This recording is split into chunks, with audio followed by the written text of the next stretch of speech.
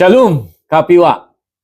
Muli, patuloy po tayong mag-aaral patungkol sa tinatawag nating kamatayan. Ang pag-aaral patungkol sa kamatayan ng tao. Ano ang kamatayan? Mga sanhi ng kamatayan? At maaring mga gagawin para ito ay mapababa o mapigilan kung meron man. Paano dapat tayo mamumuhay sa paghanda sa kamatayan?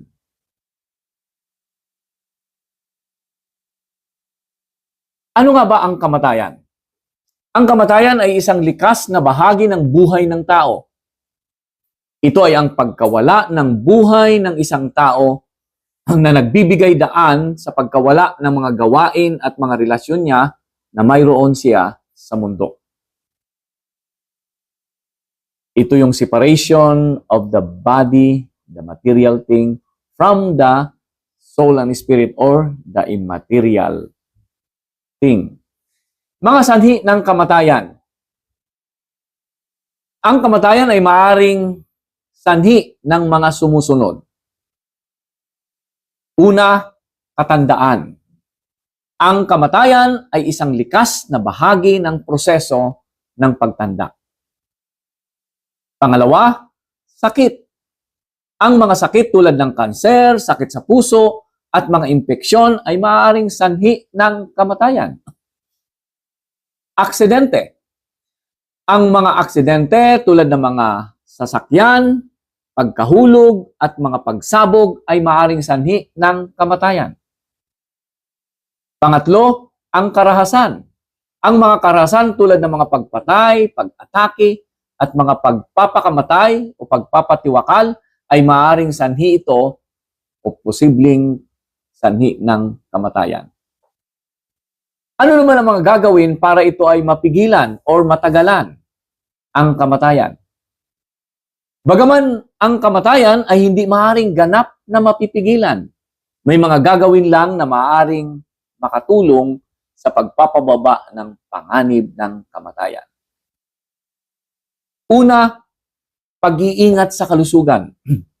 Ang pag-iingat sa kalusugan sa pamamagitan ng pagkain ng mga masustansyang pagkain, pag-iihersisyo, at pagpapahinga ay maaaring makatulong sa pagpapababa ng panganib ng kamatayan. Pangalawa, pag-iwas sa mga panganib. Ang pag-iwas sa mga panganib tulad ng mga aksidente, maaaring magkaroon ng aksidente, pagkahulog, at mga pagsabog ay maaaring makatulong sa pagpapababa ng panganib ng kamatayan. At ang pangatlo ay ang pagpapakonsulta sa mga doktor. Ang pagpapakonsulta sa mga doktor, sa mga regular na pagbibisita, ay maaaring makatulong sa pagpapababa ng panganib ng kamatayan. At sa ngayon, paano dapat tayo mamumuhay sa paghahanda sa kamatayan? Ang paghahanda sa kamatayan ay isang mahalagang bahagi ng buhay ng tao. Narito ang mga paraan kung paano dapat tayo mamuhay sa paghahanda sa kamatayan.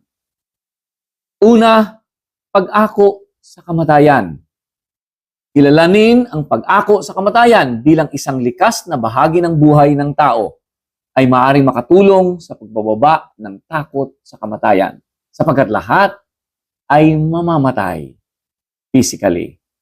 Kailangan lang ito tanggapin at paghandaan. Pangalawa, pagpapalakas ng mga relasyon.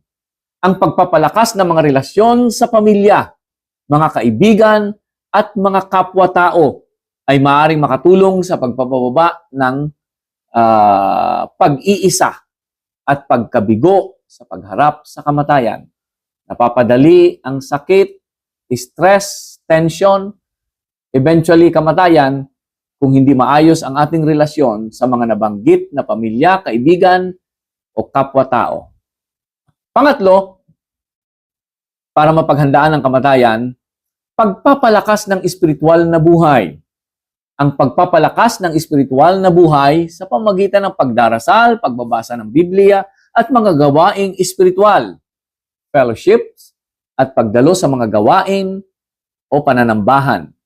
Maaaring makatulong sa pagpababa ng takot ng kamatayan o sa kamatayan at pagpapalakas ng pag-asa sa buhay na darating at maging sa pamumuhay na lakas at progresibo.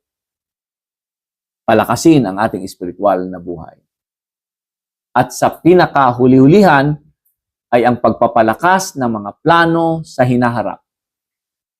Ang pagpapalakas ng mga plano sa hinaharap sa pamamagitan ng paggawa ng mga plano sa pagreretero, pagpapalakas ng mga relasyon, at mga gawaing pang-edukasyon ay maaaring makatulong sa pagpapababa ng pag-iisa at pagkabigo sa pagkaharap sa kamatayan. At ang pinakaimportanteng paghanda sa kamatayan ay merong kang tiyak na patutunguhan. Kung ikaw na nakakarinig nito, kapiwa, ay wala pa si Kristo at hindi mo pa tinatanggap bilang Panginoon ng iyong buhay, sa oras na ito, maaari mo siyang papasukin, imbitahan sa buhay mo bilang Panginoon na tagapagligtas ng iyong buhay.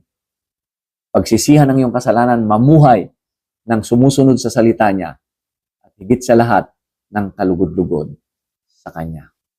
Makakahanda ka at tiyak na may kapayapaan ka sa oras na bawian ka ng iyong hininga.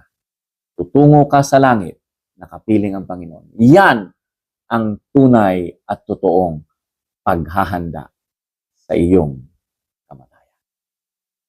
Ang buhay na pinagpapala ay buhay na